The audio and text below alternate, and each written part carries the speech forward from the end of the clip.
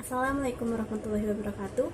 Kami dari kelas 11 MIPA 2 dan kami berasal dari kelompok 3. Kami akan membahas mengenai kudeta. Saya Kenanti Haronisa. Nama saya Ingrid Claresta Abelia. Perkenalkan, nama saya Intan Julia.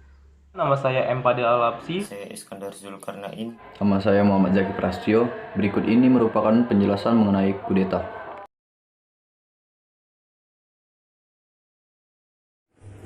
Kudeta merupakan suatu upaya yang dilakukan oleh sekelompok orang untuk mengambil alih kekuasaan pemerintahan ataupun menggulingkan kekuasaan pemerintahan. Nah, hal ini biasanya dilakukan dengan kekerasan ataupun kegiatan anarkis lainnya. Kudeta ini tidak seperti revolusi.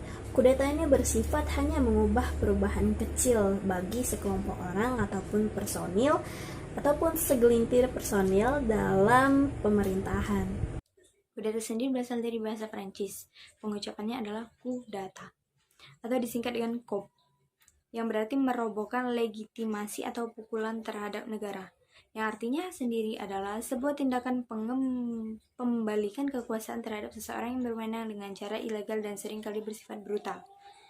Inkonstitusional berupa pengambilan alih kekuasaan atau penggulingan kekuasaan. Sebuah pemerintahan negara dengan menyerang strategis, taktis, atau juga politis. Legitimasi pemerintahan kemudian bermaksud untuk menerima penyerangan kekuasaan dari pemerintahan yang digulingkan. Kudeta sendiri akan sukses apabila terlebih dahulu dapat melakukan konsolidasi dalam pembangunan adanya legitimasi sebagai persetujuan dari rakyat serta telah mendapat dukungan atau partisipasi dari pihak militer dan juga non-militer.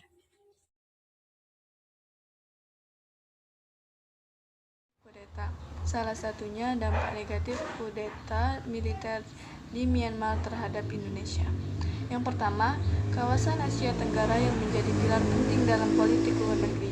Indonesia makin menjauh dari karakter demokratis.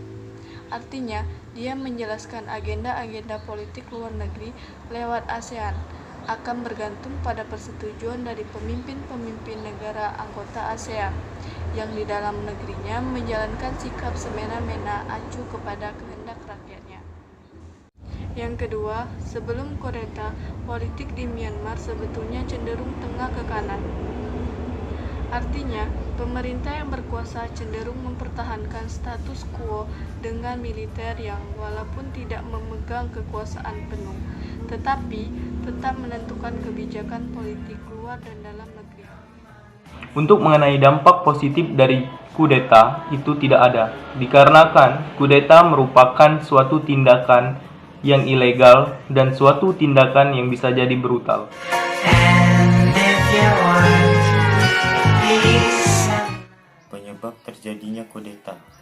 Penyebab terjadinya kudeta adalah adanya perselisihan kedua belah pihak dan perang saudara, serta perebutan kekuasaan, gelar, jabatan, dan konflik batin.